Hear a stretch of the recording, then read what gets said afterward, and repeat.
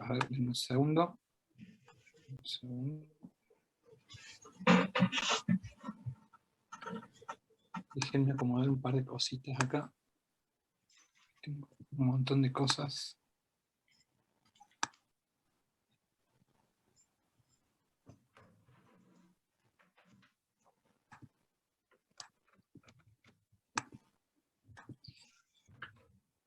Bueno, en principio deberían estar pudiendo ver la pantalla del método gráfico, que es lo que habíamos visto en la clase pasada. Entonces,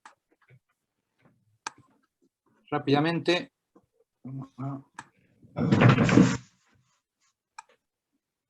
poner el modo presentación, ¿lo ven? Sí, profe. Sí, profe. Genial. ¿Alguna consulta que haya quedado de lo que veníamos hablando hasta ahora?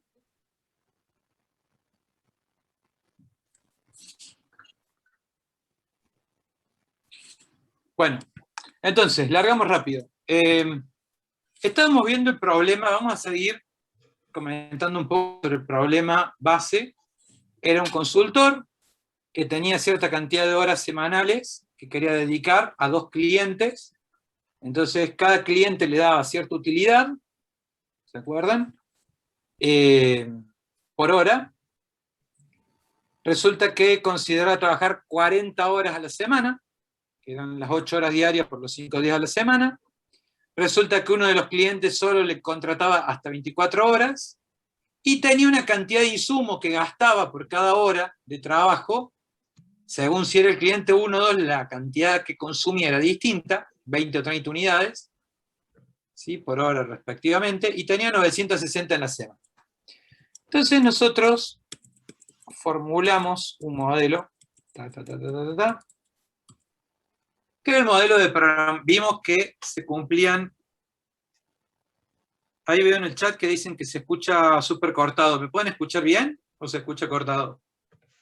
No, profe, se escucha bien. Está bien, profe, se escucha bien. Ah, bueno. Entonces capaz que es la bajada directamente que les llega a su casa. Bien. Entonces, habíamos dicho, teníamos este modelo, este problema, lo habíamos modelado, teníamos que reconocer cuál era el objetivo, qué variables teníamos. Este era un paso muy importante, era la clave porque era sobre lo que estructurábamos después el problema. Acá definíamos la cantidad de horas dedicadas al cliente 1 en la semana y la cantidad de horas dedicadas al cliente 2 en la semana. Entonces, con esas dos variables empezábamos a modelar el resto del problema. La función objetivo era maximizar Z, bueno, calculábamos, simplemente armábamos una función lineal que explicaba cuánta plata ganaba la semana. 40 horas por hora del cliente 1 por la cantidad de horas que le dedicaban a ese cliente, lo que ganábamos de ese cliente, más lo que le ganábamos al cliente 2, y esta función era la que queríamos maximizar. ¿De acuerdo? Después hablábamos de que estaba sujeta a, y teníamos esta primera restricción, que era que el total de horas no superase las 40 horas que tenemos disponibles, que la cantidad de horas que le damos al cliente 2 no supere las 24 horas, y que la cantidad de insumo total que gastamos en la semana no supere el total que tenemos disponible. Adicionalmente agregábamos las variables, las restricciones de no negatividad, que nos decían que x1 y x2 son mayores o iguales que 0. Es decir, son positivas o nulas. ¿De acuerdo? Recuerden, positivas son mayores o iguales que 0, o nulas. Puede valer 0 o un valor positivo.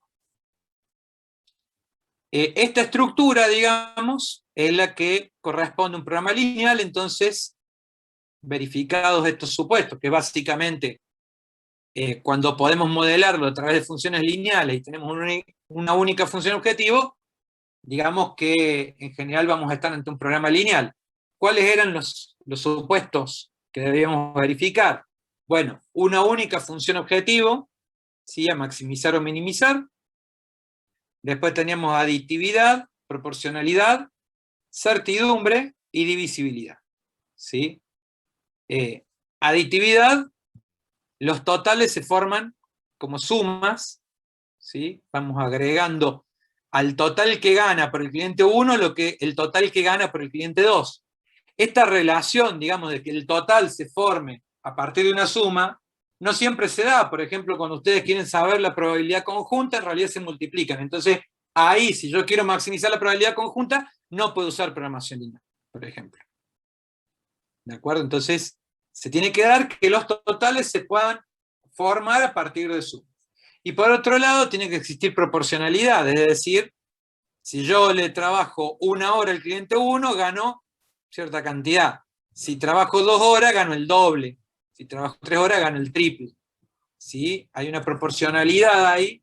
Y estas dos características hacen que sea, bueno, más la divisibilidad, que es el hecho de que los valores de las variables puedan ser, digamos, valores fraccionarios.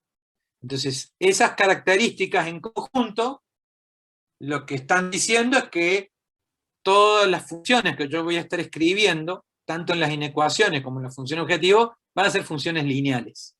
¿De acuerdo? Ese tipo de relaciones que estamos describiendo obligan a que la función objetivo y las restricciones sean lineales, y por eso estamos en programación lineal. Si no, no es que no se pueda resolver, lo que pasa es que ya no es programación lineal. Sería algún tipo de programación matemática si es que puedo formular el modelo y cumple con los conceptos generales de la programación matemática, que es algo más amplio. ¿De acuerdo? La programación lineal es un tipo específico de programación matemática. Entonces, si acá yo a la programación, yo puedo verificar que efectivamente es un modelo de programación lineal, la ventaja que tengo es que sé que a este tipo de modelos hay algoritmos que funcionan muy bien para encontrar el valor a las variables, que optimizan la función objetivo dentro del conjunto de restricciones que se están presentando. Entonces, en programación matemática, muchas veces tenemos, en general, modelos no lineales, ¿sí? Y hay herramientas para tratar de optimizar, pero esas herramientas normalmente son, digamos, tienen ciertas características. En general, tienen un costo computacional mayor muchas veces. Por otro lado, normalmente los algoritmos que lo resuelven no son exactos, o sea, terminan haciendo aproximaciones.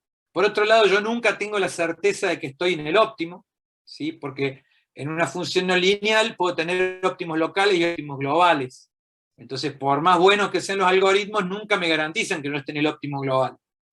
Entonces, bueno, existen un conjunto de contras, por lo cual cuando tenemos la suerte de que el problema se puede modelar con programación lineal, lo hacemos y sabemos que podemos aplicar un algoritmo específico de programación lineal que es exacto, que computacionalmente normalmente tiene menor costo, digamos, y hay software que lo resuelve, y que cuando encontramos una solución óptima tenemos la certeza de que es la mejor solución realmente. Es la global. Profe, Bien, ¿hasta acá alguna duda? Sí, sí, una consulta. En el apunte dice que dentro de los supuestos hay uno que es el de certidumbre. ¿Eso va por lo que acaba de explicar? Ah, de bien, que bien. lo que tengo es lo mejor. ¿Cómo? ¿Cómo dijiste la última parte? Que la respuesta o la solución que obtengo es la solución óptima, la mejor. No tiene que ver con eso. Justo, bueno, yo nombré todas las otras y me quedó la de certidumbre, justamente, que ahora estoy haciendo un repaso, ¿no? La de certidumbre, de lo que habla, es que cuando tratás estos parámetros, se ve el cursor, ¿no? Se ve el cursor moviéndose en la pantalla, ¿no? Sí, profe. ¿Lo pueden ver ustedes?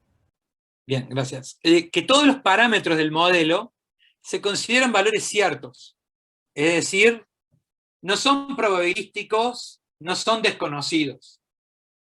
¿Te das cuenta? Hay áreas de la investigación operativa que buscan cómo resolver problemas donde tenés parámetros probabilísticos o donde hay información incompleta, pero acá nosotros consideramos que todos los parámetros que necesitas para el modelo son conocidos y son ciertos, quiere decir que son esos. O sea, no son probabilísticos, no es que yo digo, cada hora que le dedicas al cliente 1, te puede pagar entre 40 y 45 pesos. ¿Sí? Algún número entre 40 y 45 pesos. No vale en programación lineal representar así un número entre 40 y 45. O que en general la media es de 40 con desviación estándar de 5 pesos. Entonces, bueno, es una distribución de probabilidad en realidad. Ese tipo de cosas no son aceptables en programación lineal. El valor que estás indicando es un número, ¿sí?, que considerás que es el que va a ocurrir. Y lo mismo, por ejemplo, para acá, para las disponibilidades o para las coeficientes acá de los coeficientes tecnológicos, digamos. Todos estos elementos, todos estos valores, se consideran que son esos, que son conocidos y son esos que estás poniendo. En la práctica puede ocurrir, lógicamente, si vos estás haciendo un plan de producción para una fábrica, es posible que ponerle la cantidad de insumos fluctúe, ¿no? Ese tipo de análisis lo hacemos posteriormente a la resolución, pero ya lo vamos a ver en otra unidad, ¿sí? Se llama análisis de post-optimidad, pero lo hacemos sobre la base de un modelo que hemos resuelto, considerando ciertos valores que van a ocurrir, ¿de acuerdo? Y después nos preguntamos qué pasa si nos quedamos con menos insumo o si conseguimos más insumo, cómo afectaría eso a la solución. Pero cuando formulamos el modelo, lo formulamos asumiendo que esto es lo que tenemos, y esto es lo que ganamos, y esto es lo que nos gasta. ¿De acuerdo? Entonces, a eso se refiere la hipótesis o el supuesto de certidumbre. ¿Está claro?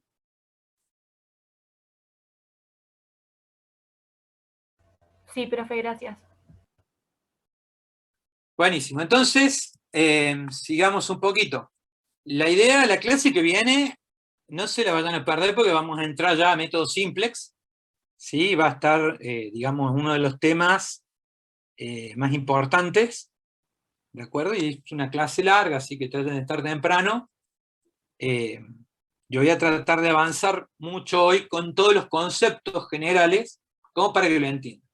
En el programa figura que hoy profundicemos sobre ciertos teoremas que hay, y yo los voy a describir brevemente, ¿sí?, en algún momento de la clase, pero yo quiero que se vayan con algunos conceptos, porque total, estos teoremas después los pueden estudiar en su casa, ¿sí? Pero lo importante es que ustedes interpreten, ¿sí?, en el gráfico y más adelante en la tabla, cómo va a funcionar. Por eso yo este tema prefiero dar primero el método simplex y después explicar un poco la teoría de cómo es que funciona este método, cosa de que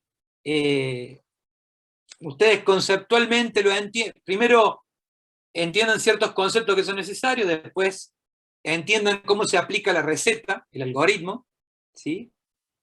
Y después veamos la fundamentación, porque es bastante abstracto el tema, ¿sí? Entonces la fundamentación son temas muy abstractos que tienen mucho sentido cuando uno entienda de manera general a dónde apuntamos. Entonces mejor hacer la cosa primero y cuando la sabemos hacer, después ver cómo la podemos fundamentar, ¿sí?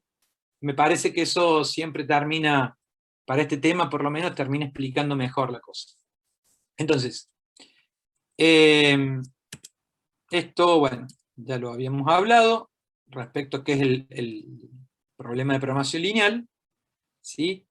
Respecto a esto, ya, bueno, acá están el tema de los supuestos de los que habíamos hablado.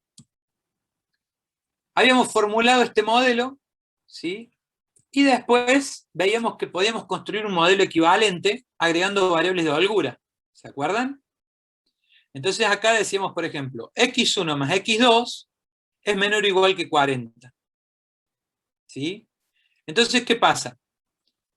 Esta función me dice cuántas horas me voy a gastar yo durante la semana trabajando para el cliente 1 y el cliente 2. O sea, nuestro consultor cuántas horas va a dedicar. Esa misma inecuación yo la puedo representar agregando una variable adicional que se llama S3 e igualándola a 40. Entonces, acá en vez de ser menor o igual, acá es igual. Dada esta situación, ¿sí? Este valor de estrés, ¿qué es lo que estaría representando ahora?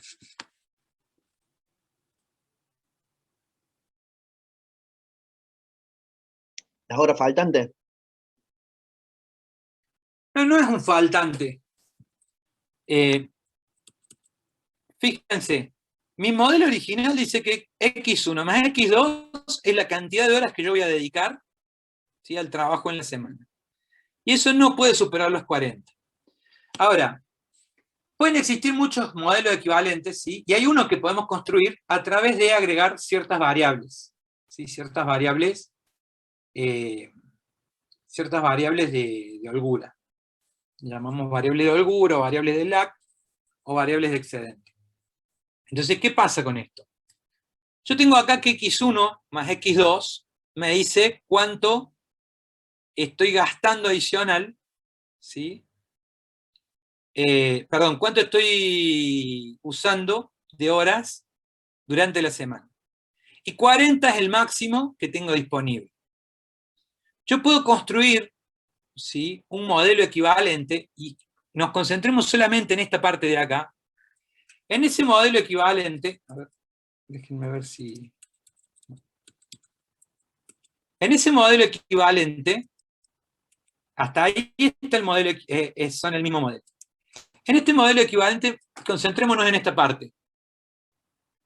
Esta parte sigue igual. Lo único que hice fue agregar acá la variable de holgura S3. Le pongo otro nombre para que sepa que es una variable de holgura. ¿Sí? Y generalmente seguimos con la numeración correlativa del subíndice. Entonces fíjense cómo queda la restricción.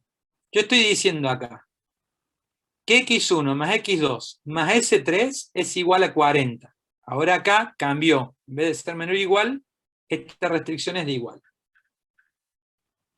Este S3 que tengo acá viene a representar la diferencia que hay entre lo que yo realmente estoy planificando dedicarle al trabajo en la semana y el total que tengo disponible.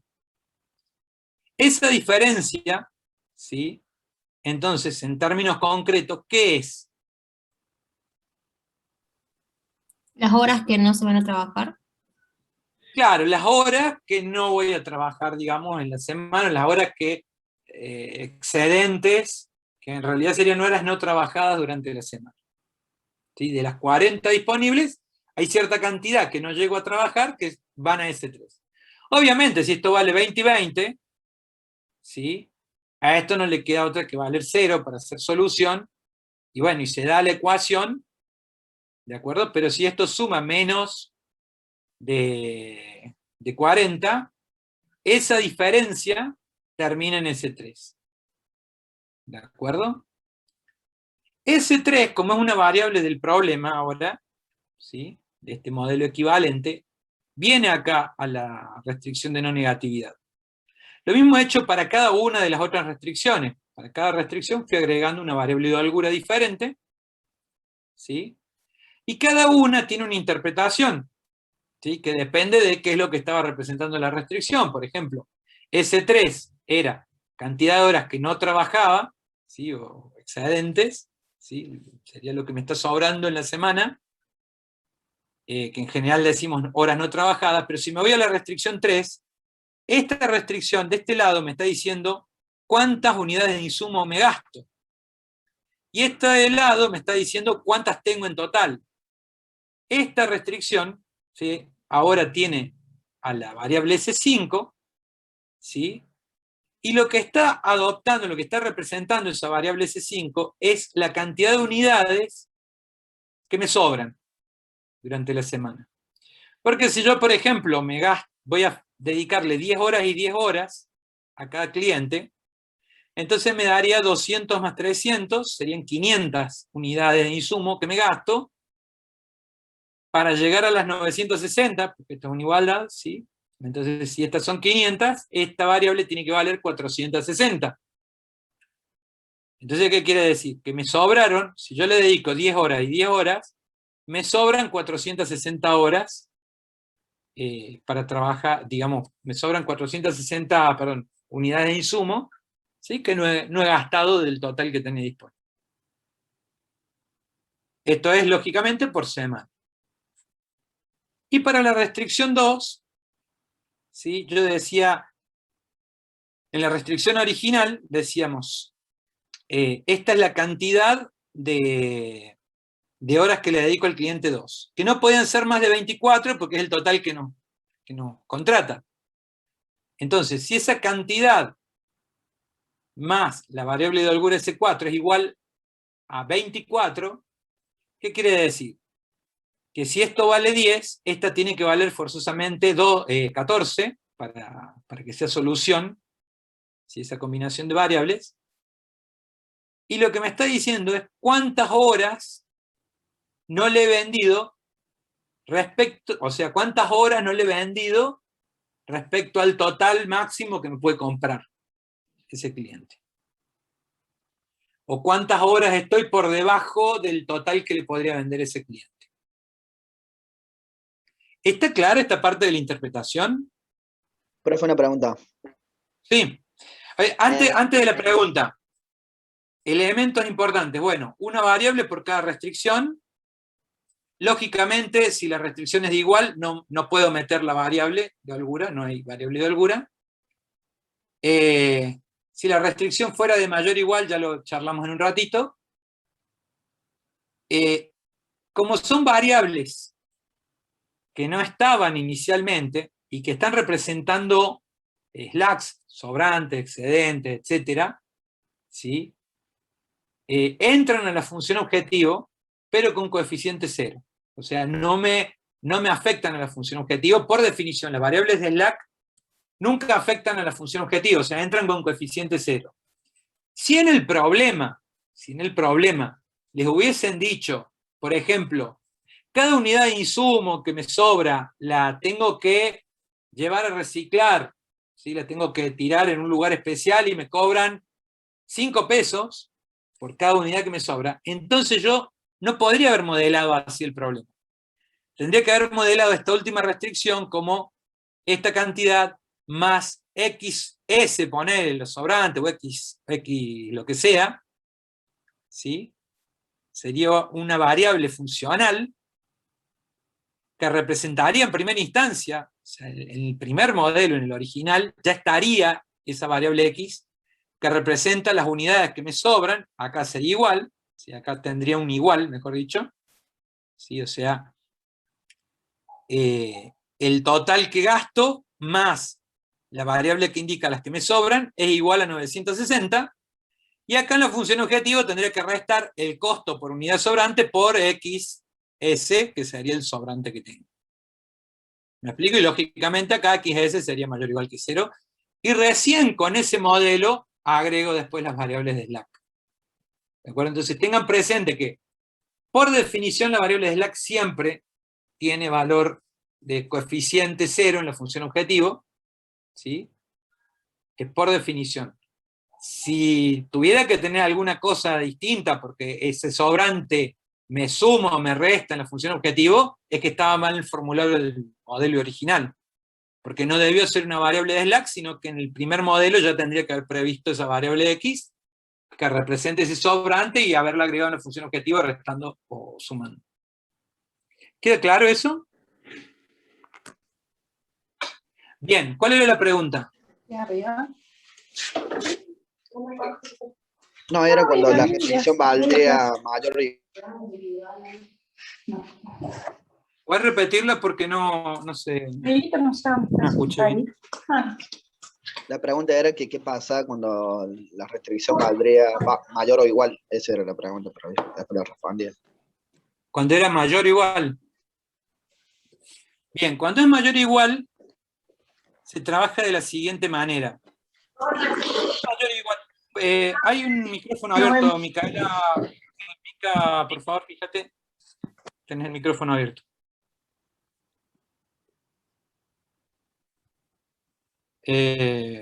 Mica Fornacero. Ahí está. Disculpe, profe. No hay problema. Che, a ver, me dicen, ¿qué pasa si es mayor o igual? Acá. Si es mayor o igual, ¿sí? Si acá hubiéramos tenido, por ejemplo, de este lado, en vez de tenerlo así,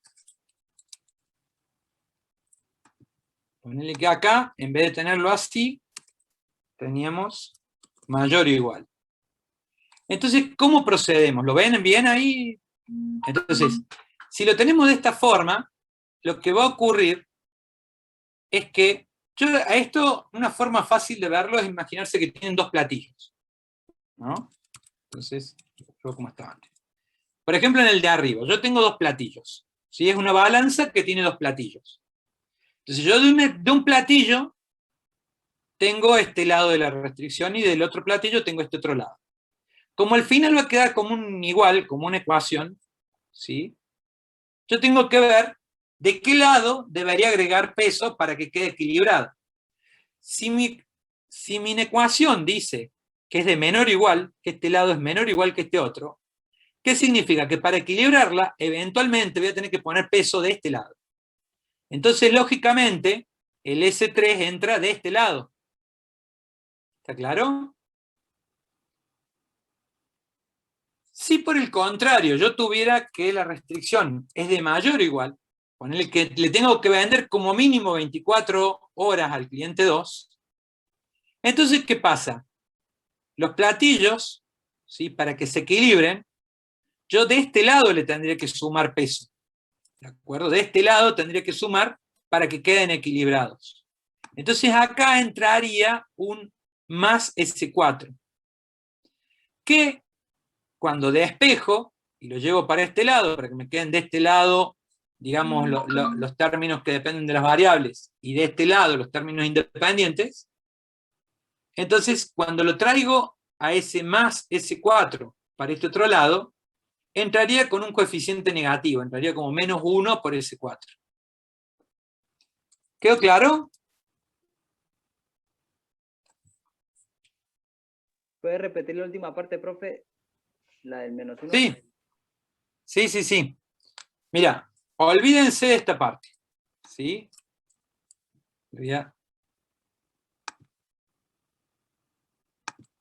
Olvídense de esa parte. Esta parte es igual, así que se pasa igual cuando agrego la variable de holgura. Esta también, queda igual. Ponele que esta es así. ¿Estamos? O sea que x2 tiene que ser mayor o igual que S4.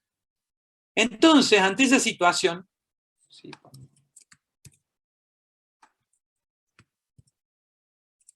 Si yo tengo esta situación así, para que quede equilibrado, ¿de qué lado voy a agregar la variable de holgura? Del lado O derecho. sea, lo pueden ver como que este lado es igual o mayor, o sea, este lado es igual o mayor que el otro. Entonces, lo pueden ver como que o tienen que quitar de acá para que quede equilibrado, o tienen que quitar de acá y entonces entra un menos 1 S4, ¿sí? O lo pueden ver como que de este lado entra un S4, porque como de este lado va a ser más grande, eventualmente es igual o más grande, entonces de este lado tengo que sumar para que quede esto como una igualdad. ¿De acuerdo? Y después a esta parte, para que me quede el término independiente, fíjense que acá siempre dejo los números solos, ¿sí? Entonces este es el término independiente. Entonces de este lado, lo que voy a hacer es agregar el menos, o sea, paso más S4, lo paso para el otro lado, y entra lógicamente como un menos S4. ¿Sí? Entra como un menos 1 por S4. ¿Queda claro hasta ahí? Y si lo analizo, habíamos dicho, la restricción era mayor o igual, porque decíamos, x2 puede ser más, debe ser o igual a 24 o puede ser más grande. Entonces, ¿qué está representando ese 4?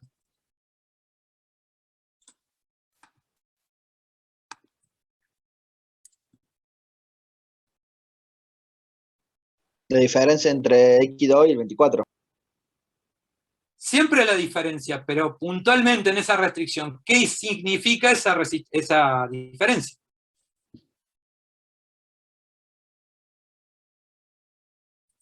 Las Por horas eso que te sobran. No Las es horas horas que no te vas a- sobran. Las Fíjate horas que si no lo vas ves a- así. Si lo ves de esta forma es más evidente, porque voy a decir, le voy a dedicar 30 horas. Le voy a dedicar 30 horas al cliente 2. Entonces son Las horas que te 24, faltan. que es el mínimo, más 6 horas adicionales, que son, ¿qué cosa? Las horas que te Le faltan, estaría ¿no? faltando. Que faltan por llegar 30. Son las horas que trabajaste No. además de las A 24 mí lo horas. único que me dicen es, como mínimo, dale 24 horas. Entonces yo digo, le voy a dar más, le voy a dar 30 horas. ¿Sí? Porque la restricción era de mayor o igual, x2 mayor o igual que 24. Entonces 30 es un número válido. ¿Sí?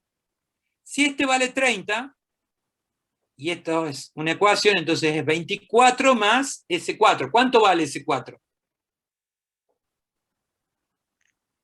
6. 6. ¿Y qué significa ese 6? Yo le estoy dedicando 30 horas. Y como mínimo ¿El me pedía excedente? 24. No es un excedente, porque no es un sobrante. ¿Qué es? Sigue siendo la cantidad de horas que le estás entregando al cliente, 2. No, las horas que le entrego al cliente 2 es la variable x2. 30 horas, lo escribo acá abajo. x2. Serían las horas extra que trabajaste además de las 24 que tenías que trabajar como mínimo. Exactamente. No diría horas extra. Es la cantidad de horas adicionales por sobre el mínimo que me pide. ¿Sí? Porque por ahí horas extra, digamos, en una fábrica tiene un sentido más específico. Pero es, a mí me pedían 24 y yo estoy trabajando 6 horas adicionales por encima de esos 24 horas. ¿De acuerdo? Entonces, X2 me dice 30, que es el total de horas, decíamos X2 es el total de horas que trabaja. S4 es cuántas horas por arriba de las 24 estoy trabajando, por arriba del mínimo que me piden para ese cliente. ¿Quedó claro? Igual ahora, al convertirlas en ecuaciones, agregó 3 variables más. O sea que te van a faltar ecuaciones para resolver. Para que voy a volver toda la normalidad. Esto quedó en asco. Listo. Bien, ¿qué me decías, perdón? No, digo que a priori ahora, al convertirlas en ecuaciones, sí, te van a estar faltando ecuaciones porque sumaste 3 variables. O sea que tenés 5 incógnitas. Sí, pero no voy a resolver un sistema de ecuaciones. O sea, entiendo por dónde vas, pero no es un problema. De hecho, haber agregado estas variables es una ventaja que estoy teniendo. ¿Sí? Lo importante es que entiendan que este sistema original, ¿sí?, con 3 restricciones y 2 variables, es equivalente a este nuevo modelo que tiene 5 variables y 3 restricciones. ¿Sí? No agregamos restricciones, pero sí agregamos variables, y el espacio de soluciones de uno y otro es el mismo. O sea, si yo grafico, ¿sí?, las soluciones que valen en uno valen en el otro. ¿De acuerdo? O sea, tienen el mismo espacio de soluciones. Solo que acá lo que tengo es un conjunto de ecuaciones, mientras que acá tenía un conjunto de inecuaciones. Bien. Entonces, una cosa importante es que si bien las agregamos así, para legibilidad, digamos, que claro, que digamos, qué variable entró para cada restricción, implícitamente están presentes todas las otras, solo que están con coeficiente 0. ¿De acuerdo? Bien. ¿Quedó claro hasta acá? ¿Alguna duda? ¿Variables de holgura?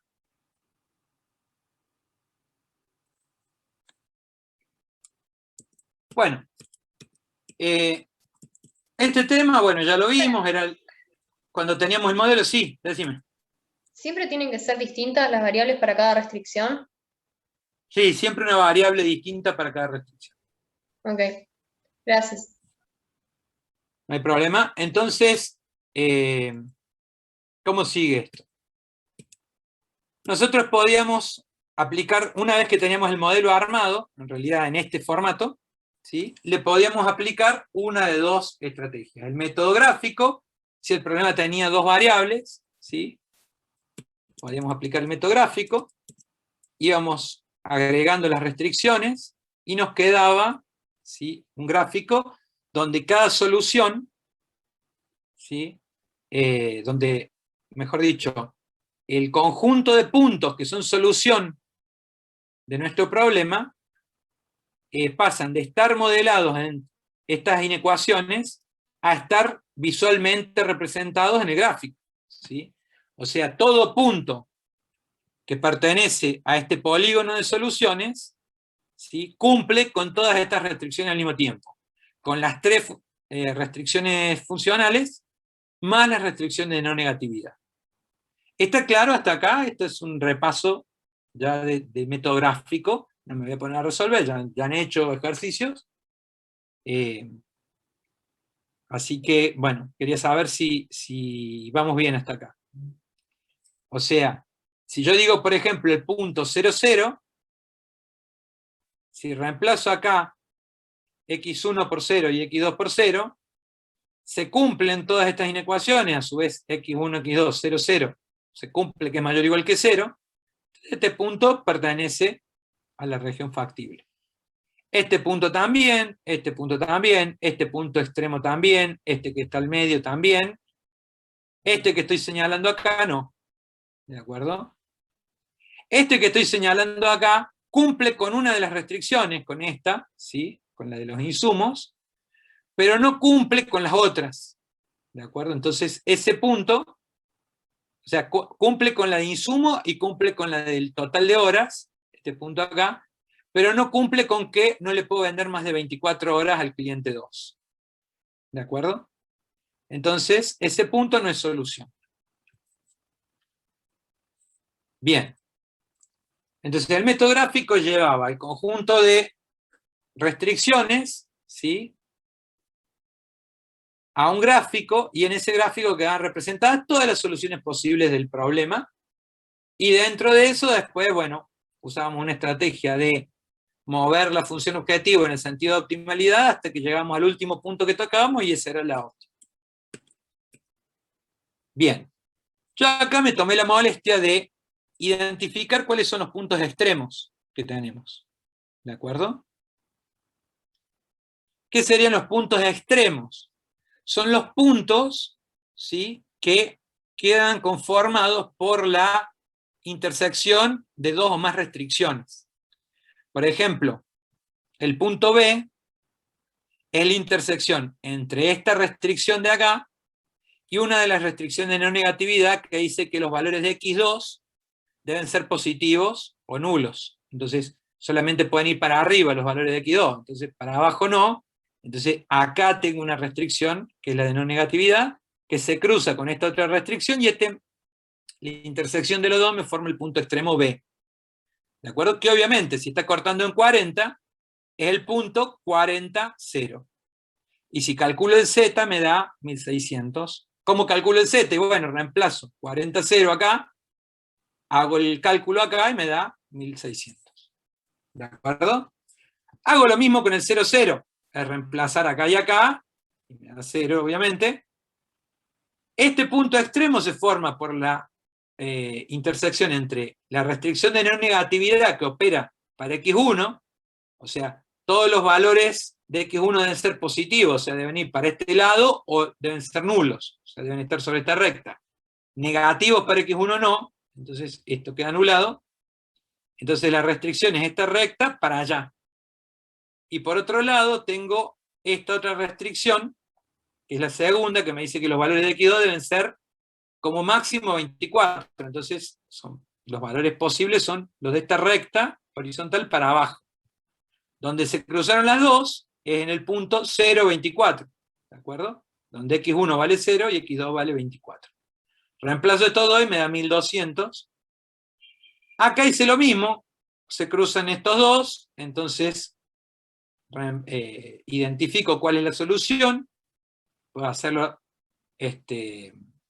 resolviendo un sistema de ecuaciones lineales conformado por estas dos.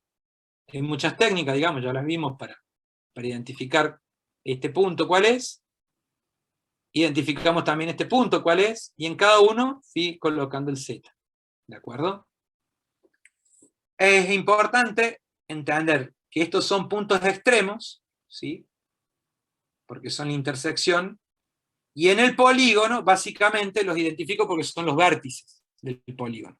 Yo no tengo un punto extremo adentro de la figura, ni sobre uno de los lados, así. Están, digamos, en los vértices, siempre, los puntos extremos. ¿Está claro hasta acá? ¿Sí? Chicos, miren que acá se complica. Profe, le hago una pregunta. Sí, decime. ¿Existe la posibilidad de que algún ejercicio, en vez de maximizar o minimizar, solamente nos pide que encontremos las posibles soluciones? Las posibles soluciones, por ejemplo, de este problema, ¿cuántas son? Y en este caso son 4. No. Infinitas. ¿Cuántas soluciones Infinitas. tenemos posibles de este problema? Infinitas. Piénsenlo. Las que quepan en la figura. Todos los por puntos que debajo de componen la el... línea. ¡Claro! Sí, Todas las punto que que esté quepan en dentro la de la figura. reacción- de la Exactamente. reacción factible. ¿Y cuántas entran en la figura? Depende de la región factible, del área. No. Es un término, Infinitas. un concepto geométrico, infinitas. O sea, en esta región factible hay infinitas soluciones, porque recuerden que las variables pueden adoptar valores fraccionarios. Entonces, cualquier punto en verde acá, más los lados del polígono, es una solución factible. ¿Por qué solución factible? Porque cumple con todas las restricciones al mismo tiempo. Lo que cae afuera no es solución. Lo que cae adentro es solución factible. Y si cae en un vértice, es una solución de punto extremo, le llamamos. ¿Vamos hasta acá? Sí, profe. Sí, profe. O sea, pregunta trampa, obtenga las soluciones de este problema, salvo que haya un caso particular donde tenés dos ecuaciones y entonces la única solución es donde se están cruzando y listo, o una donde no se forma región factible, entonces no hay ningún punto. Para el resto hay infinitas soluciones, porque si se forma un polígono, naturalmente todos los puntos de ese polígono son soluciones factibles, son soluciones del problema, con lo cual tenés infinitas soluciones. Lo que pasa es que Eso vos va a querés buscar depender la de la óptima. naturaleza de... Perdón. Lo que pasa es que lo que queremos buscar es, de esas infinitas soluciones, ¿cuál es la óptima? ¿Queda claro, chicos? Sí, profe. Bueno, entonces, hasta acá simplemente indicamos para cada solución de punto extremo, o sea, en cada vértice, cuál es la solución, y le pusimos el valor de z. Sobre el modelo original. ¿Qué pasaría? Olvídense de lo que está escrito acá. ¿Qué pasaría si yo, en vez de buscarlas, ¿sí?, a las soluciones respecto a el modelo original, que era este, le busco las soluciones en el gráfico, pero aplicando este modelo equivalente, que tiene un nombre en realidad? Cuando son todas ecuaciones, ¿sí? Tiene un nombre este tipo de presentación, de forma del programa lineal, ¿sí? Pero no voy a entrar en eso todavía. Cuando tenemos esta forma, en que son todas ecuaciones, tiene un nombre. ¿Cómo llegamos a esa forma? Bueno, agregando las variables de holgura. Entonces, cuando tenemos esto así, ¿de acuerdo? Es muy fácil buscar el valor de las variables S. ¿Por qué? Yo, por ejemplo, digo, estoy en el punto este, quiero saber cuál es el valor de las variables. ¿Qué debería hacer? Tomo el sistema de ecuaciones y digo, bueno, en este sistema de ecuaciones, x1 vale 0 y x2 vale 0. Básicamente se me anuló esto, y entonces S3 vale 40, S4 vale 24, y ese 5 vale 960. Entonces la solución ahora, el vector solución, está formado por 0, 0, 40, 24, 90. ¿Está claro esto? Fíjense que antes yo indicaba así, donde este era x1 y x2, pero ahora como son 5 variables, voy a indicarlo con un vector de este formato, ¿sí? Con 5 componentes, en ese orden, y entonces digo, si x1 y x2 valen 0, porque sé que el punto está ahí, el resto es simplemente resolver el sistema de ecuaciones, que en este caso es la solución trivial. S3 vale 40, S4 vale 24, S5 vale 960, que es esta solución de acá. ¿Está claro hasta acá? Si yo calculo Z, es simplemente trasladar estos valores de variables a esta ecuación, digamos esta función, y obtengo el valor de Z.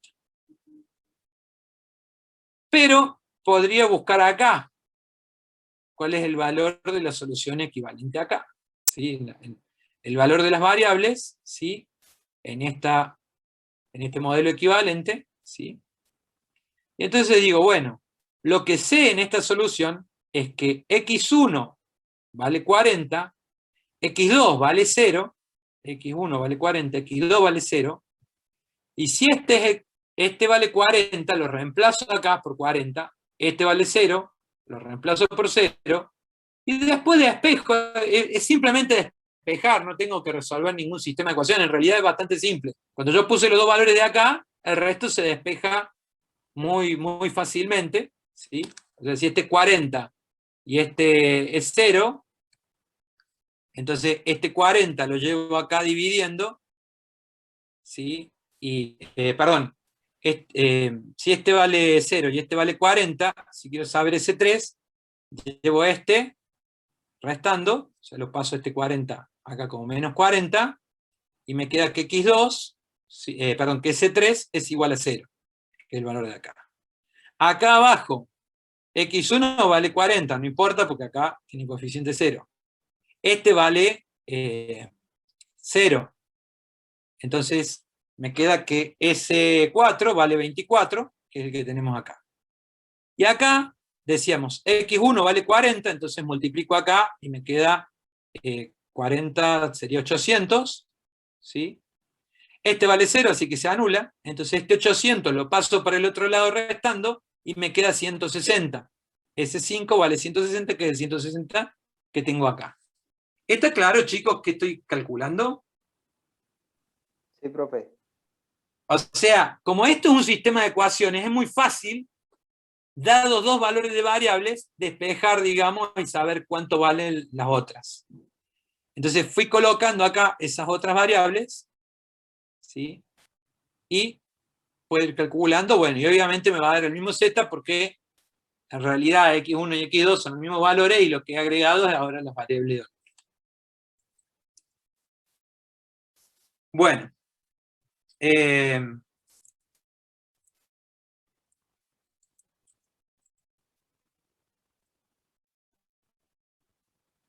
Un tema importante ahora, me adelanto un poco, los tipos de soluciones que podemos tener, ¿sí?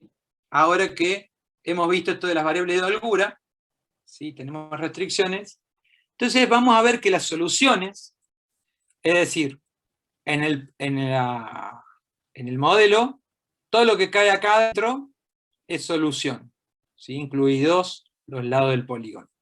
Todo lo que caiga afuera no es solución. Entonces estamos ahora clasificando a las soluciones que están acá adentro, ¿sí? Las vamos a clasificar. ¿Sí? Y según las características, pueden caer en alguna de estas categorías.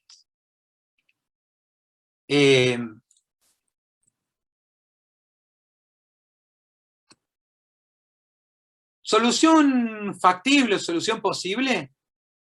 ¿Sí? Cualquier solución donde todas las variables sean mayores o iguales que 0 ya califica como el tipo de solución más general, una solución factible, porque cumple con todas las restricciones. ¿De acuerdo? Ahora, estas soluciones, que básicamente son cualquiera que esté dentro del polígono, pueden caer en dos categorías diferentes. soluciones factibles no básicas y soluciones factibles básicas. ¿De acuerdo? Son soluciones factibles no básicas cuando tenemos menos de n menos m variables nulas. ¿Qué es n y qué es m? N es la cantidad de variables y m es la cantidad de restricciones. ¿De acuerdo? Entonces veamos nuestro ejemplo. En nuestro ejemplo teníamos 5 variables. Una vez que teníamos ya armado, digamos, el modelo equivalente, teníamos 5 variables y teníamos 3 restricciones. Entonces, n menos m es igual a 2. ¿Sí? Entonces, una solución es solución factible no básica cuando tiene menos de n menos m variables nulas. ¿Sí? O sea que si tiene una variable nula o ninguna variable nula, entonces es una solución factible no básica. Y si tiene al menos n menos m variables nulas, o sea, si tiene 2 o más variables que valen 0, entonces es una solución factible básica. ¿Sí? Esta categorización es extremadamente útil, ¿por qué? Porque hay un teorema... Disculpe, ¿no puedo volver a repetir? No me quedó bien claro esa parte. A ver, déjame ver si acá... Bueno, acá tenés un ejemplo más sencillo. Estamos en la misma, ¿no? O sea, toda solución que cumpla con el conjunto de restricciones, ¿sí?, es una solución posible o factible. ¿De acuerdo? Básicamente todas las que estén dentro del polígono, incluidos los lados del polígono. Toda solución que cumpla con todas las restricciones es una solución posible. Ahora, esas soluciones posibles se categorizan inicialmente en 2 grandes grupos. Las soluciones posibles o factibles no básicas y las soluciones posibles o factibles básicas. N es la cantidad de variables, M es la cantidad de restricciones. Entonces yo calculo, N menos M es igual a 2. Entonces, cuando la solución tiene menos de N menos M variables nulas, por ejemplo, acá necesitaría que sean al menos 2 para que sea básica. ¿Sí? Que sean 2 o más nulas.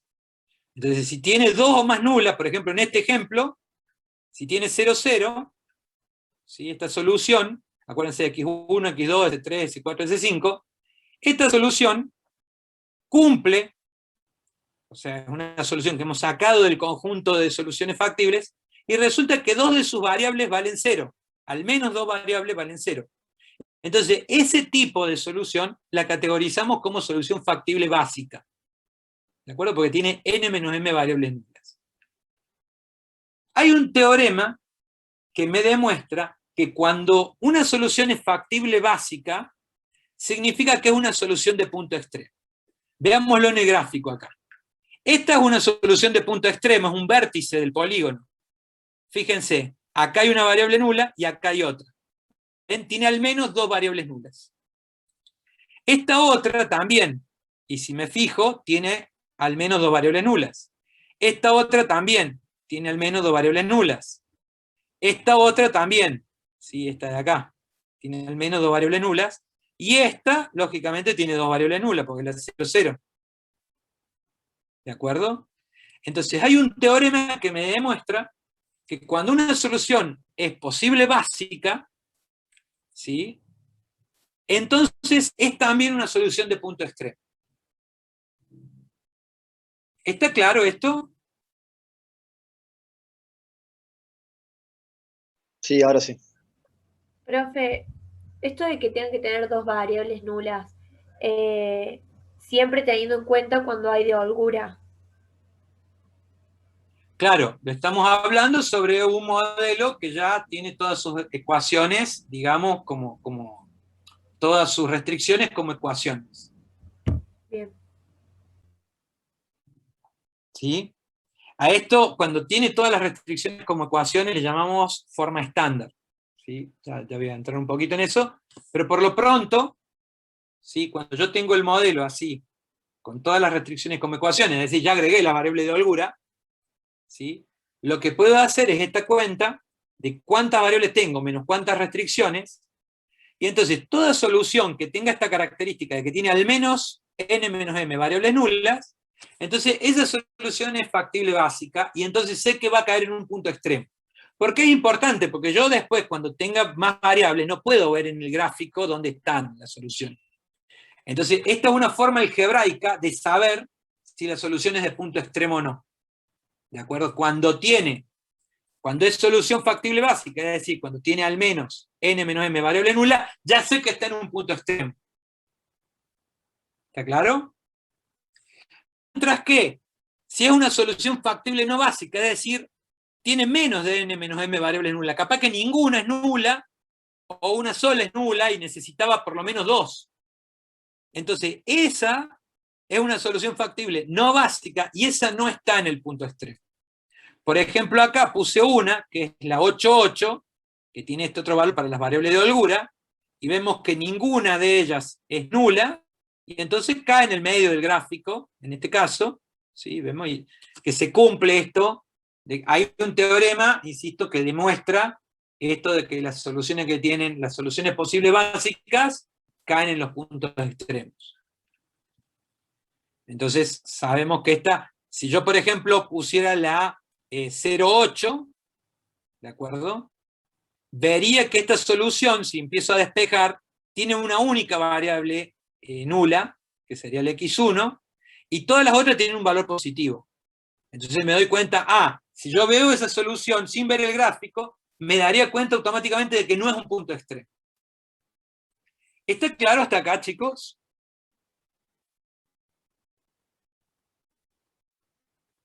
Sí, profe. ¿Por qué es importante poder determinar cuándo es solución posible básica y cuándo no?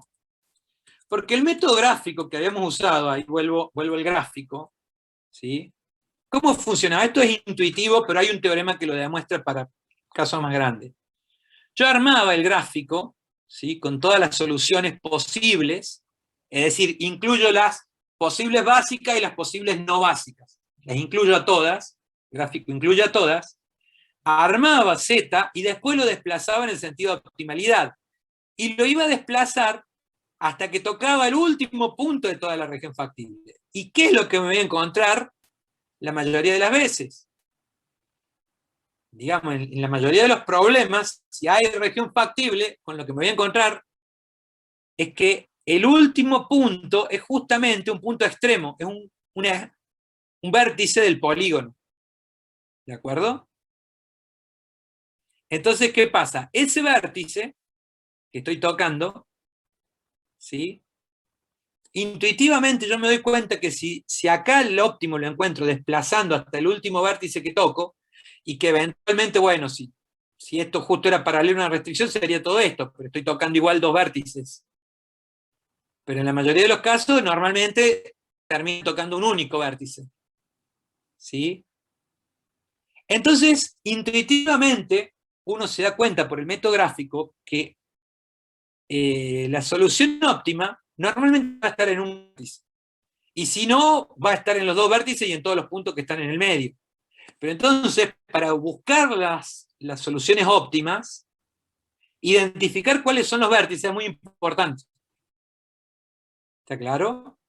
Y en el gráfico es evidente. En el gráfico me doy cuenta inmediatamente cuáles son los vértices. Pero si yo estuviera en un campo de 5 dimensiones, no puedo hacer el gráfico, no puedo llevar al gráfico esas 5 dimensiones, o 7 dimensiones, o 40 dimensiones. No las puedo llevar al gráfico para ver dónde se cruzan, dónde están los vértices, y además serían un montón. Entonces, nosotros más adelante vamos a ver un método que justamente lo que hace es decir, trabajo bajo la premisa, que está demostrada, de que la solución óptima va a estar en un punto extremo. ¿Sí? O sea, el óptimo lo voy a encontrar en un punto extremo. Entonces, ¿sí? Sé que las soluciones de punto extremo tienen determinada característica, algebraicamente hablando. ¿Y cuál es esa característica?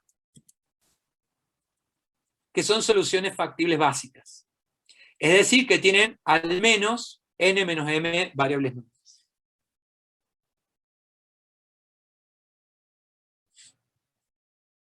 ¿Está claro hasta acá? Sí, profe. Chicos, ¿alguien que no haya entendido esta parte? O sea, digamos, esto es bastante sencillo y es una clasificación simplemente. ¿Pero por qué nos sirve esta clasificación?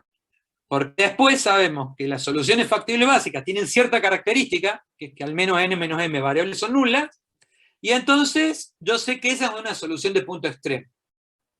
¿Sí?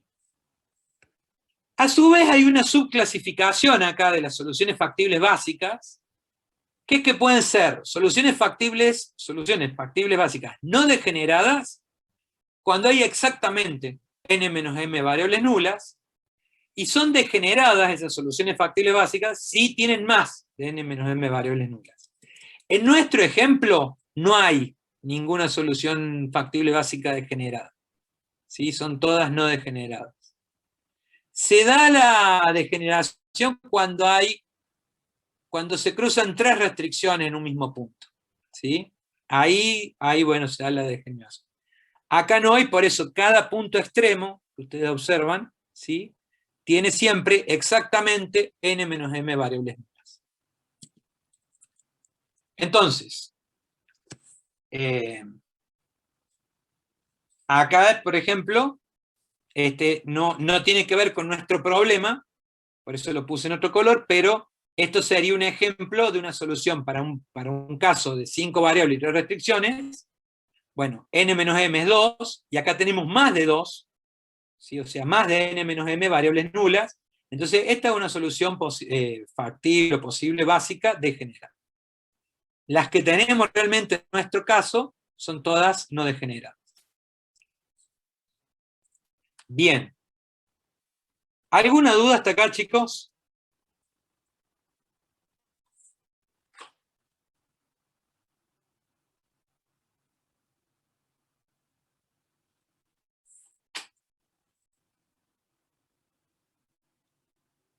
Gente.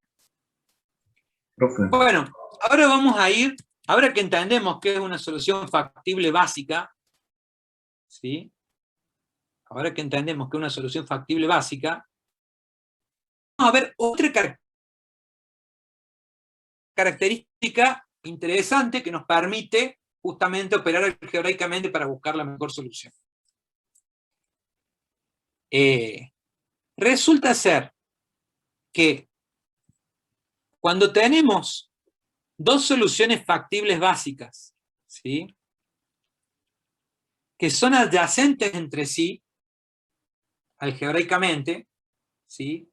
Y esto quiere decir, que son adyacentes quiere decir, dos soluciones factibles básicas, quiere decir que hay uno solo de los ceros, o sea, obviamente, si tenemos dos soluciones, son números distintos. Ahora, como son soluciones factibles básicas, ¿sí? Todas tienen al menos n menos m variables nulas. Por ejemplo, la solución E, no me acuerdo cuál era, esta es la E, ¿sí? La solución E tiene esta solución, ¿no? Y la solución, o acá, la A y la B. Con la A y la B. La solución A es la 00, 40, 24, 90, 960. Y la solución B es esta de acá arriba, que es la 0, 24, 16, 0, 240. Si observamos, como las dos son de punto extremo, ¿sí? Sabemos que las dos son soluciones posibles básicas, pero si las miro acá, también me doy cuenta que son soluciones posibles básicas porque tienen al menos dos variables que son nulas en ambos casos. Sin embargo, se da que de una a la otra hay una sola variable que se hace nula. Cuando paso de una esquina a la otra, de una solución a la otra, hay una de sus variables que era nula que pasa a tener valor positivo. Y una de sus variables que era positiva pasa a ser nula. O sea, de la primera a la segunda, yo observo, y hay una variable que era nula que se hizo positiva. Y una variable que era positiva que se hizo nula, cuando paso de una solución a la otra. Cuando se da esta característica entre dos soluciones posibles básicas, resulta que sé que están como vértices del mismo lado del polígono. ¿De acuerdo?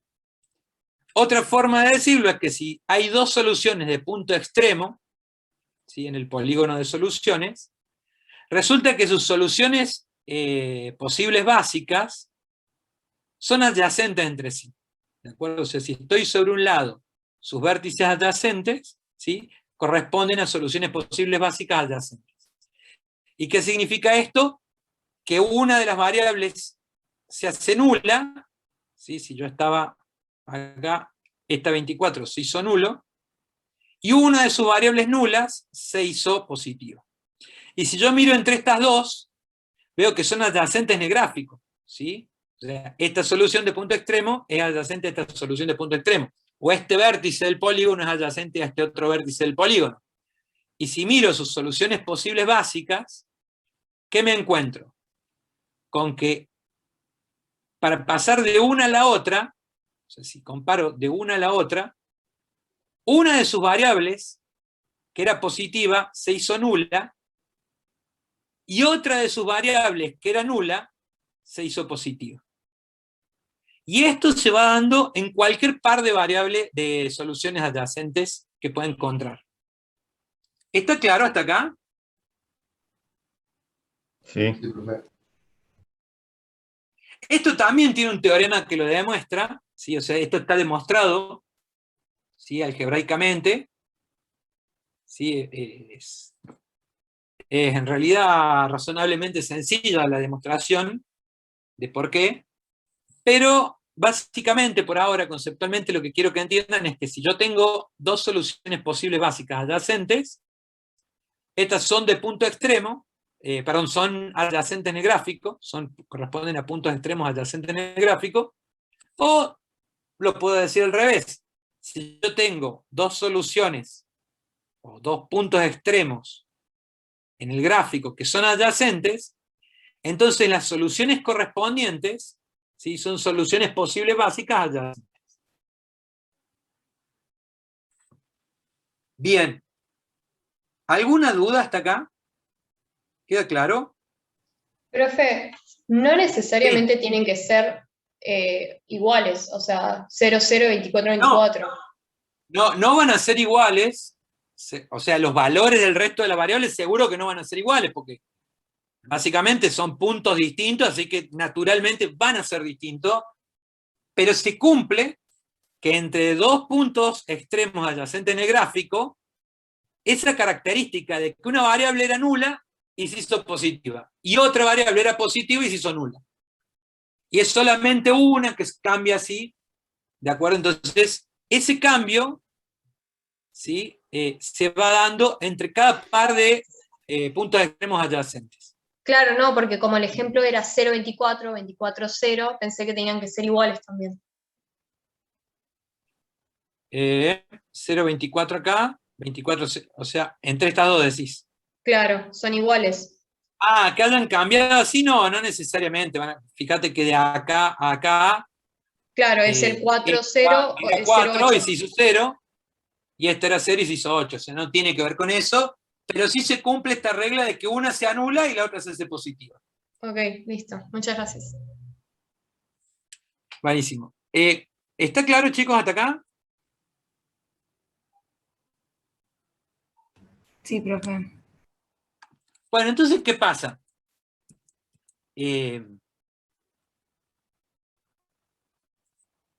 Esto nos va a permitir, más adelante, aplicar un algoritmo que básicamente lo que va a hacer es lo siguiente, va a decir, genera una solución, voy a adelantar un poquito, como para que ustedes vayan imaginándose de qué se trata esto.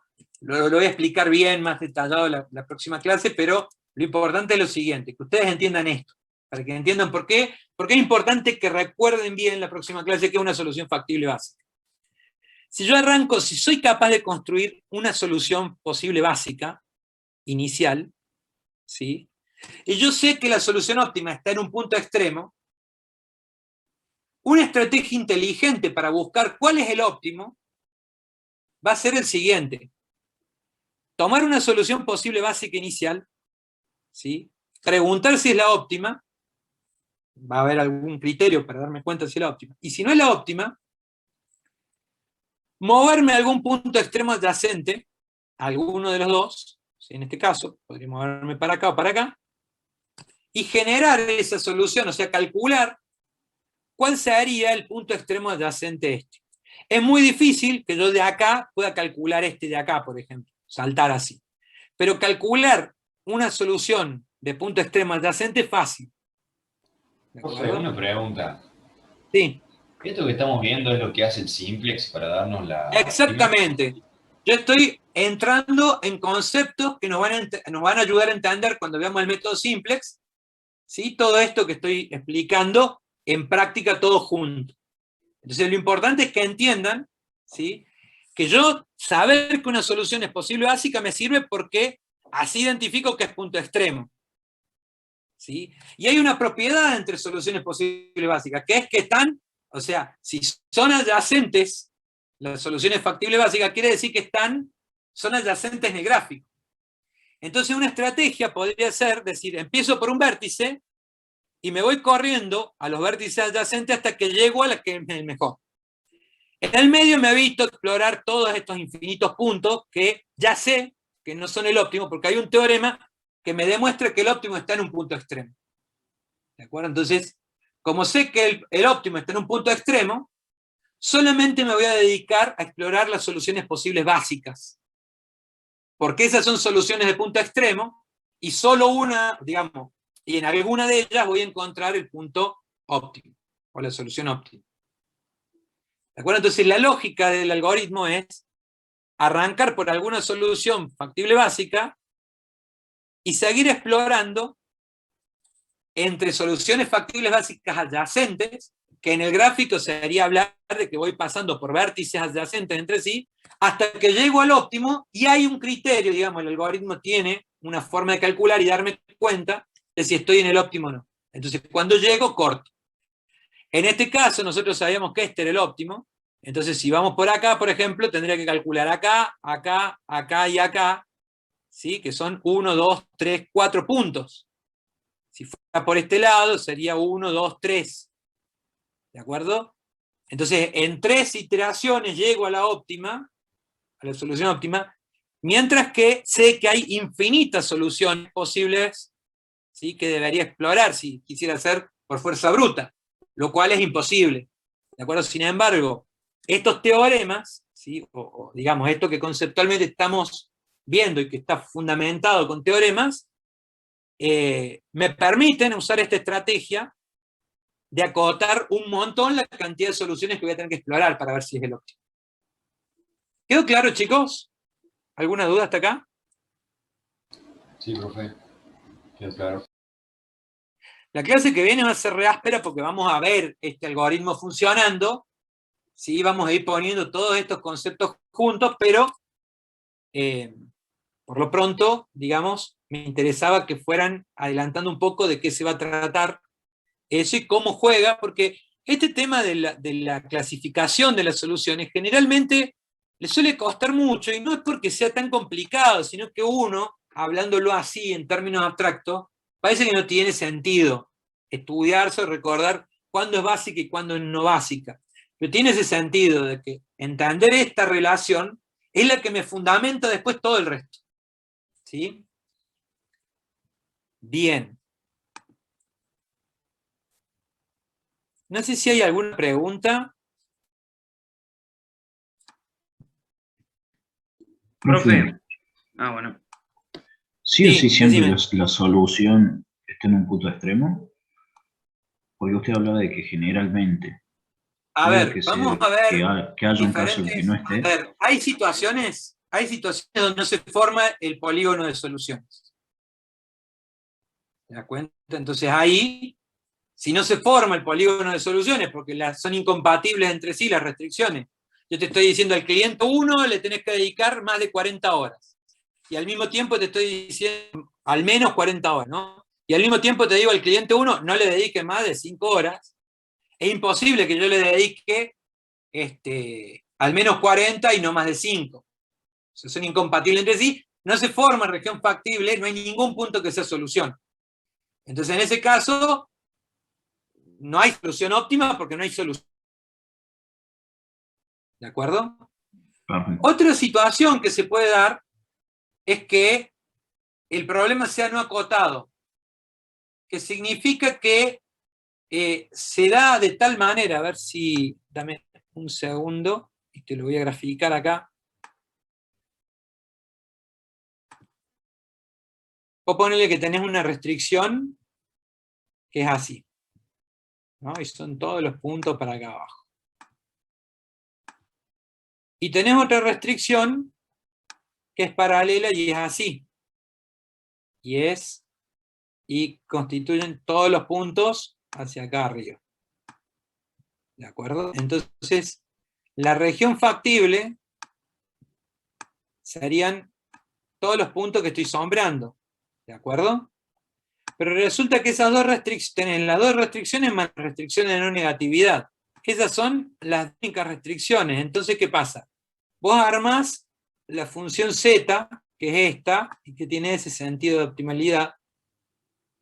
¿Y qué ocurre? Que vos la vas a ir desplazando en ese sentido, y nunca termina. Porque como estas dos son paralelas, esto se extiende hacia el infinito. Entonces acá se te ha formado, digamos, una región factible, pero no está acotada. En ese caso, tampoco tenés solución óptima. No es que va a estar en un extremo porque nunca llega a acotarse, entonces tenés un problema ahí también y no tenés una solución óptima. ¿De acuerdo? Ahora, si en este problema, en este mismo gráfico, yo te pongo otra restricción que es, ponele así, entonces la región factible en realidad queda determinada por todo esto. Y cuando vos desplazás esta recta, ¿sí? Por cómo está conformada, ponele, imagínate, a ver, te hago el caso verde, primero, ponele, esta es la función z, este es el sentido de optimalidad, lo desplazas y llegás a que este es el punto extremo, el último punto extremo que toca, ¿sí? Este es el último punto que toca de toda la región, entonces, bueno, es el óptimo, ¿sí? Porque no la podés seguir pasando para allá sin salirte de la región factible. Entonces, es obvio que toca en un punto extremo, en un único punto extremo.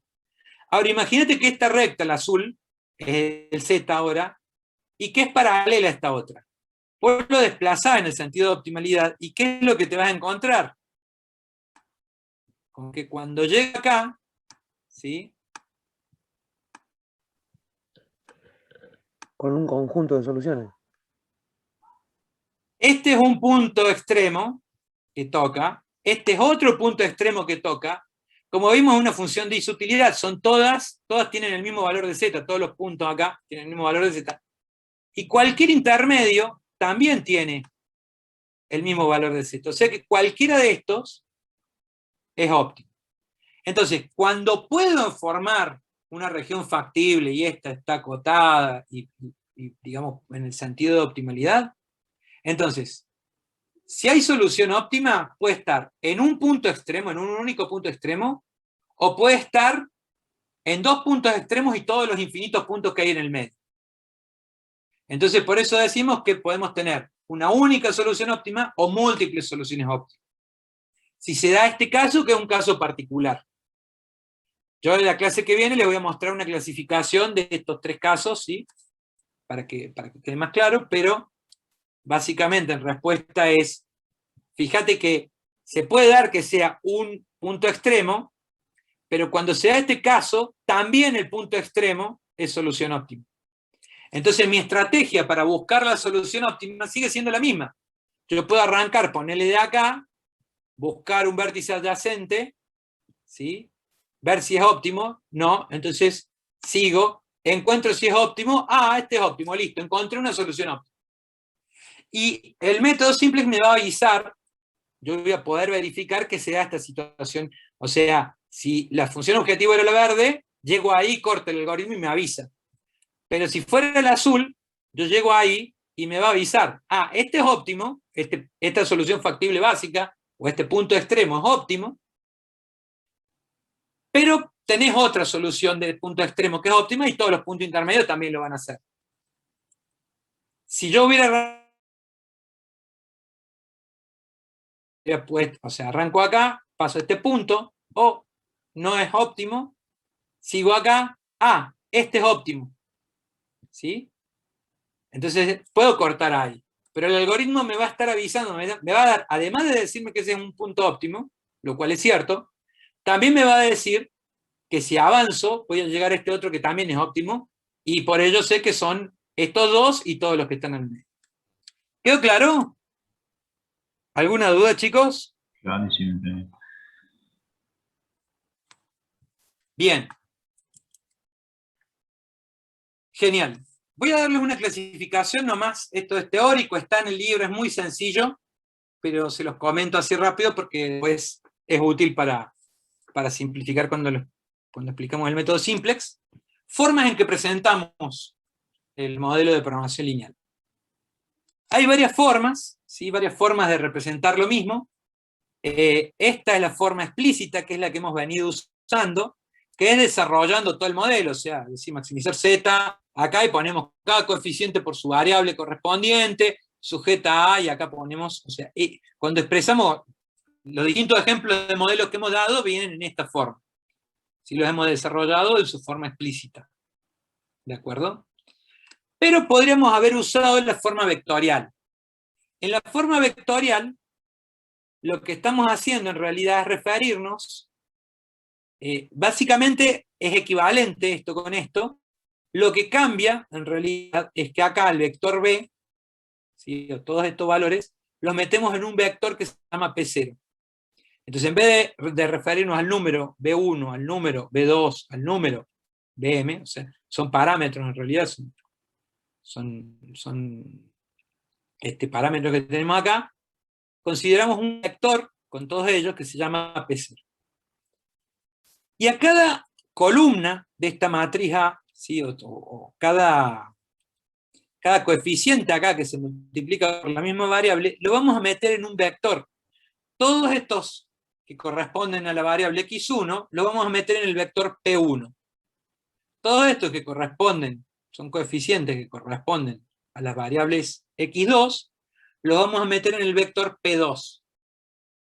Así. Entonces, esto nos quedaría P1 por x1 más P2 por x2 más, a ver si lo escribo acá,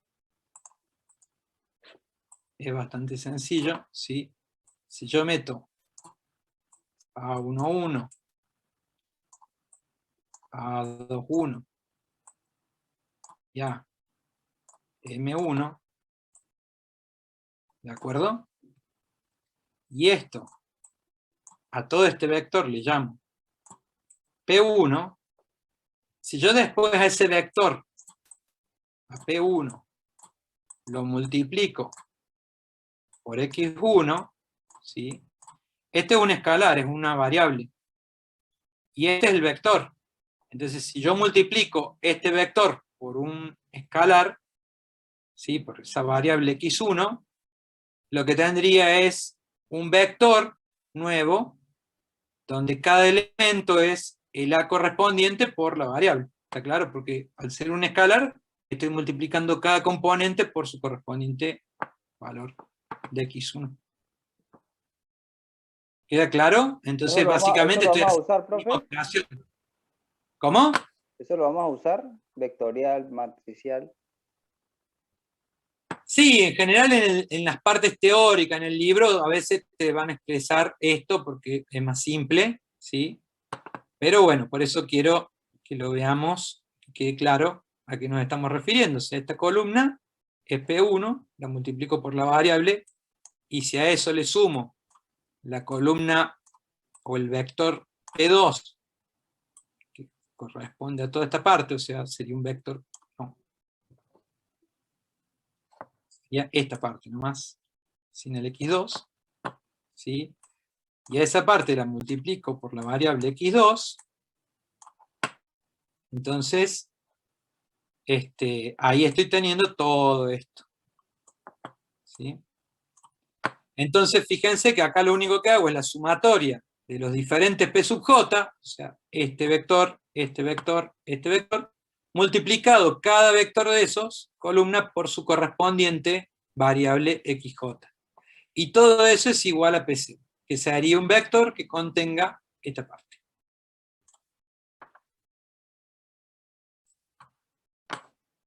¿Queda claro?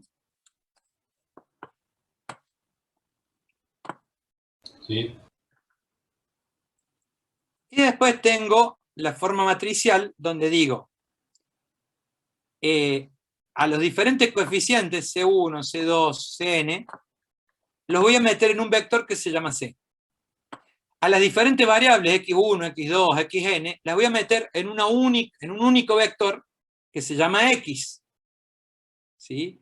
Entonces, cuando yo multiplico el vector C por el vector X, ¿sí? Es el producto punto, lo que sale es esta operación que tengo acá desarrollada en la forma explícita.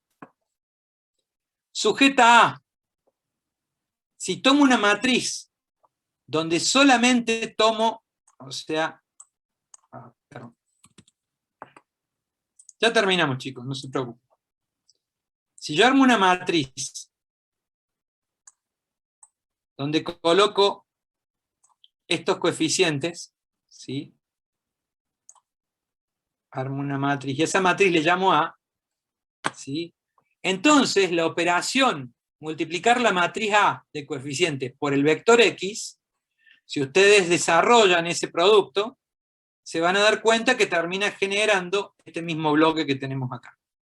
¿Sí? Multiplicar la matriz A, que tiene solamente estos coeficientes, por el vector X, me termina generando este mismo bloque que tengo acá. Menor o igual, y de este lado lo que tengo es el conjunto de términos independientes a los cuales lo voy a meter en un vector que se llama B. Entonces, de esta manera, yo estoy representando conceptualmente lo mismo. Y después digo además, las restricciones de no negatividad es que el vector X es mayor o igual que el vector vacío.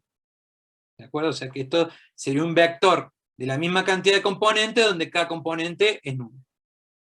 Entonces, esta es una forma muy simple de representar un programa lineal, que si no lo puedo desarrollar de esta manera. Las tres formas son equivalentes en cuanto a cómo estoy representando el modelo. ¿Queda claro?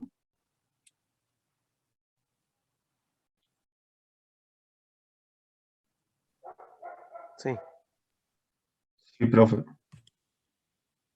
Bueno, adicionalmente, ¿sí? Esto es respecto a cómo voy a si uso los coeficientes y las variables, si uso los vectores de las columnas, o si uso la forma matricial. Pero además, el modelo en sí puede tomar su forma canónica, estándar o mixta, ¿sí? Según si es de máximo y el tipo de restricciones que tiene. Por ejemplo, si el problema es un problema de maximización y todas sus restricciones son de menor o igual, ¿sí? Y todas sus restricciones son de menor o igual, entonces es la forma canónica de máximo. Si el problema fuera de minimización y todas sus restricciones son de mayor o igual, entonces también es la forma canónica, pero de mínimo. O sea, en la forma canónica tengo todas las restricciones apuntando, si es de máximo tengo que tener todas las formas, todas las restricciones de menor o igual. Y si es de mínimo, todas las restricciones de mayor o igual. La forma estándar, tanto si es de máximo o de mínimo, requiere que las restricciones sean de igual. Y la mixta, no sé por qué no la muestra, pero ahí está.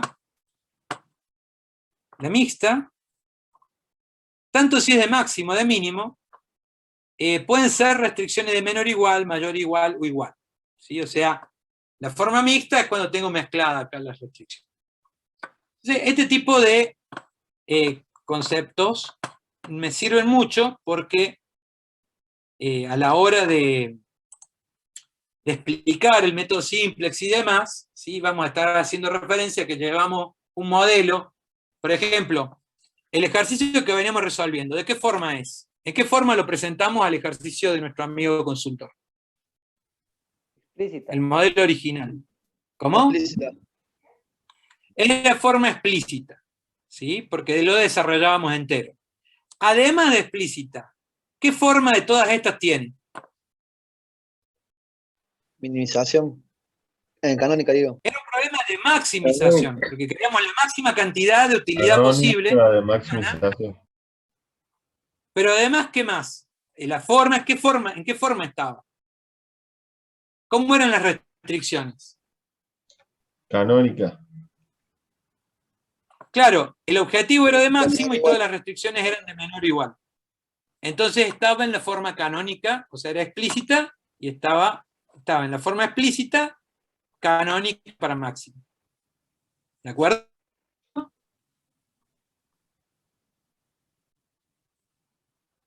Por otro lado, cuando le agregamos las variables de holgura y cambiamos todas las ecuaciones a ecuaciones, ¿en qué forma quedó el modelo? Lo pasa estándar, ¿no? Claro, quedó en la forma estándar. Bueno, esto es por hoy lo que pensábamos mostrar, ¿sí? La clase que viene vamos a arrancar con el método simplex seguramente, así que no falten. No sé si hay alguna duda, consulta. Disculpe, profe, la última vez no recuerdo cuál fue el libro que usted decía para que sigamos en teórico.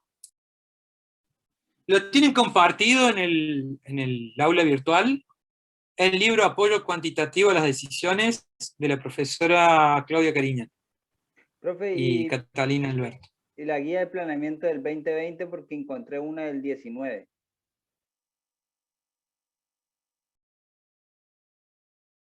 Gracias, No entiendo lo de la guía. ¿Es la modalidad académica? No, la guía de trabajos prácticos que usted dijo que era la del 2020, pero yo encontré una del 2019. No, pero usá la que está en el aula virtual, que es la del 2020. Bueno. Porque la vamos cambiando. Es más, se le hizo una adaptación adicional, así que capaz que hasta les tengamos que avisar que la bajen de nuevo más adelante, porque, no sé, se le cambió algo. No sé si fue una corrección así de último momento, pero hay una nueva versión de la guía del 2021. Así que, pero bájenla directamente del aula virtual, la tienen ahí disponible.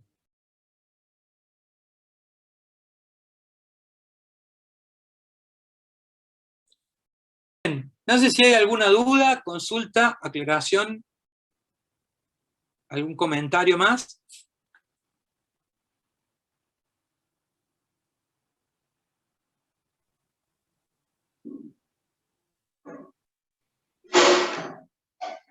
Veo acá algunas preguntas que estaban en el chat, no lo puedo ver durante la clase, por eso le digo que